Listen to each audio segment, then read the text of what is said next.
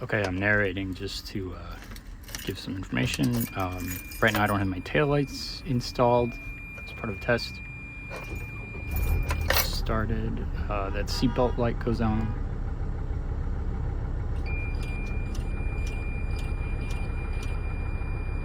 First demonstration is I'm just going to press the brake. And it completely died.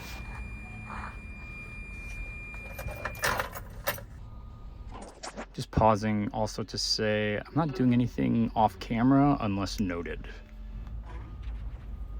Start it up again.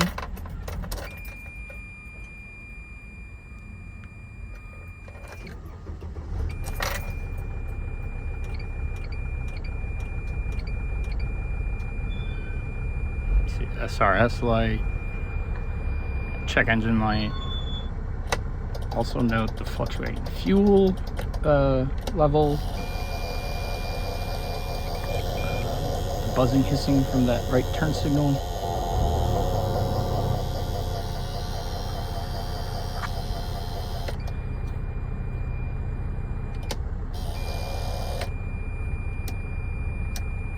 The constant beeping, and of all things, the wipers finally kill it.